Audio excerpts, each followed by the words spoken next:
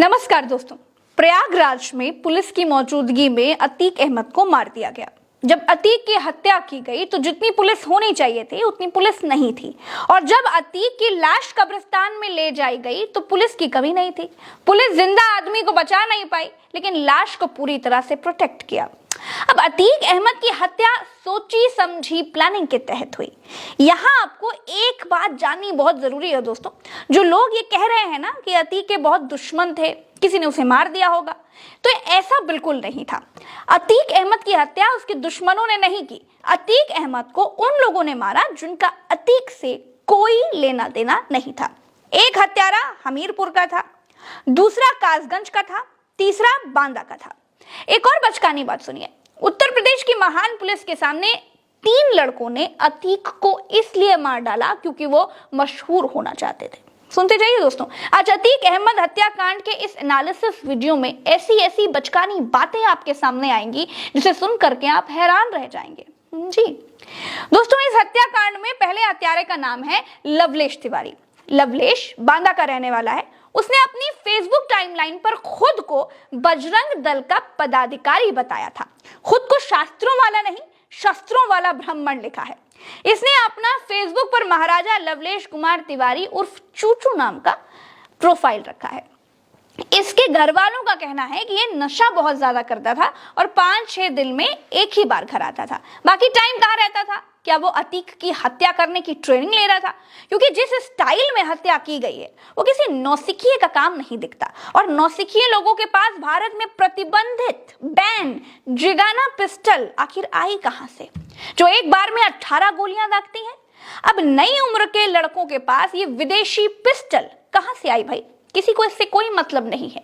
ये सवाल शायद सही नहीं बैठता है, इसीलिए पूछा नहीं जा रहा। दूसरे हत्यारे का नाम सनी सिंह है। ये हमीरपुर का रहने वाला है। तीसरे हत्यारे का नाम है अरुण मौर्य। ये कासगंज का रहने वाला है।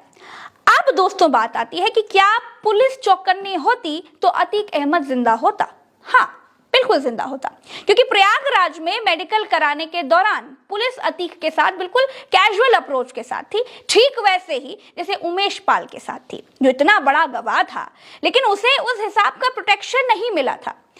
ऐसा लग ही नहीं रहा था जैसे उमेश पाल इतना बड़ा गवाह हो। ठीक वैसे ही जैसे अतीक को देख करके इतना कैजुअल प्रोटेक्शन देख करके पुलिस का ऐसा लग ही नहीं रहा था कि अतीक कोई खतरनाक गैंगस्टर है। वो मीडिया से बात कर रहा था, उसे एक सामान्य जीप में लाया गया था। जैसी सुरक्षा पुलिस अतीक की लाश की कर रही थी, अगर वैसी अतीक की करती तो वो जिंदा होता। खैर, जैसी हत्यारों ने हमला किया, पुलिस वालों ने हमला होने दिया। पुलिस की भूमिका सिर्फ इतनी सी दिखाई दी कि उन्होंने सरेंडर कर चुके हत्यारों को पकड़ लिया।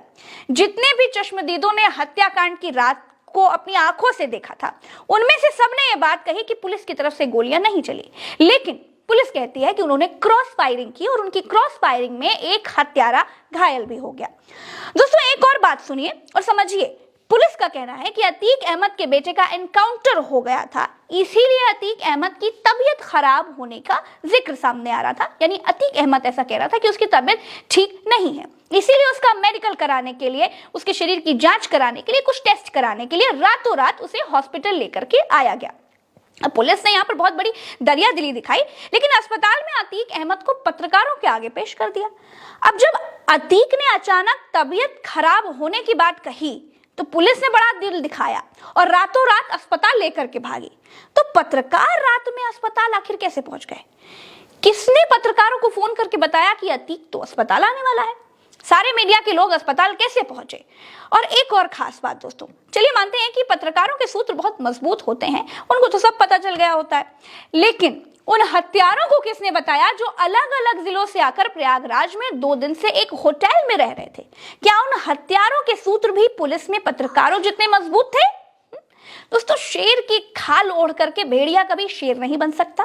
बिल्कुल वैसे ही पत्रकार का कैमरा और माइक लेने से कोई 2 दिन में मजबूत सूत्र डेवलप नहीं कर लेता, क्योंकि सूत्र विश्वास पर डेवलप होते हैं। यानी कोई था जिसे मालूम था कि अतीक अस्पताल में आने वाला है और अतीक के मर्डर की पूरी कहानी पहले से रची रचाई थी।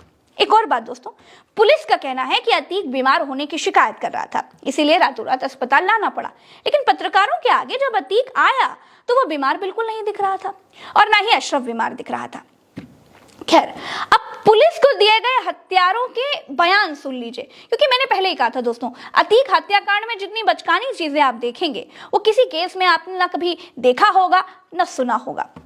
तो हत्यारों ने पुलिस को जो बयान दिया है उसमें लिखा गया कि हत्यारे इसलिए नहीं भाग पाए क्योंकि पुलिस ने बहुत तेजी से कार्रवाई की। अगर पुलिस इतनी चौकन्नी ना होती तो वो तो भाग जाते। दोस्तों, ये पुलिस ने अपने पास लिखित में रखा है। आज से पहले आपने हत्यारों को पुलिस की तारीफ करते हुए, बयान दर्ज कराते हुए देखा है? नहीं देखा है तो कोई बात नहीं, अतीक हत्याकांड में आपको वो सब कुछ देखने को मिलेगा जो आपने इससे पहले कभी देखा नहीं होगा, सुना नहीं होगा। एक और बात सुनिए, क्योंकि यहाँ बचकाने संयोगों की कमी नहीं है दोस्तों। तीनों हत्यारों के परिवार का क्या कहना है वो सुनिए। उनका इन हत्यारों से कोई लेना देना नहीं है।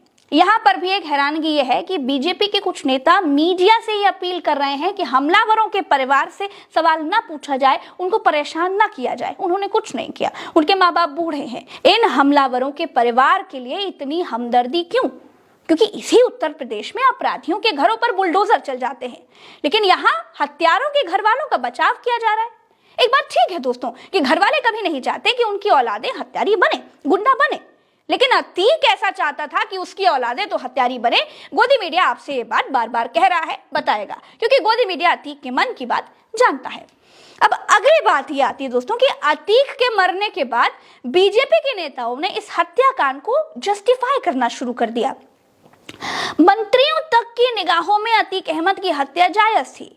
पुलिस का कैजुअल अप्रोच, मंत्रियों की सामान्य सी प्रतिक्रिया, हत्यारों के हाथ में विदेशी हथियार और हथियार चलाने का प्रोफेशनल तरीका, अतीक के अस्पताल पहुंचने की सही जानकारी और हत्याकांड के बाद जय श्री राम के नारे ये बता रहे थे कि सब कुछ तो प्लांटेड था। ये प्लान किसने बनाया वो पुलिस जांच करके बताएगी, जो खुद हमले के वक्त भाग खड़ी हुई थी और जिसने अपनी रिपोर्ट में लिखा है कि हत्यारे पुलिस की तारीफ कर रहे हैं। अगर पुलिस ना होती तो वो हत्या करके भाग जाते, लेकिन पुलिस बहुत तेज थी। इसका अंदाजा हत्यारों को नहीं था। दोस्तों, बहुत बड़ी बात नहीं है कि इस हत्याकांड में जितने भी पुलिस वाले गोली चलने पर अतीक को छोड़ करके भागे थे, उनको आने वाले 15 अगस्त पर वीरता पदक से सम्मानित किया जाए, नहीं कह सकते। दोस्तों, अतीक अहमद के हत्यारे हत्या के पीछे की वजह ये बताते हैं कि वो मशहूर होना चाहते थे, वो अतीक से बड़ा गुंडा बनना चाहते थे, इसीलिए उन्होंने अतीक को मार डाला। बड़े मासूम हत्यारे हैं भैया, इन लोगों ने दाऊद से बड़ा गुंडा बनना नहीं चुना, इनको अतीक ज्यादा बड़ा गुंडा लगा। खैर, अपनी अपनी चॉइस है। पुलिस के मुताबिक हत्यारों ने कहा कि वो छोटे छोटे क्राइम करके बोर हो गए थे, इसीलिए उन्होंने अतीक अहमद की हत्या कर दी। समझ रहे हैं आप? वो छोटे छोटे क्राइम करके बोर हो गए थे। अब क्या उत्तर प्रदेश में हत्याएं करना इतना आसान है कि कोई गुंडा अगर बोर हो जाए तो वो किसी को पुलिस की कस्टडी में, पुलिस की मौजूदगी में मार सकता है और फेमस हो सकता है? दोस्तों, आपको जानकर हैरानी होगी कि जिन 3 लोगों ने अतीक अहमद की हत्या की उनमें से एक नाबालिग है। गोदी मीडिया अपनी चरण वंदना और सरकार चरण चाटो बुलेटिन में अतीक अहमद की हत्या को वध बता रहा है, वध।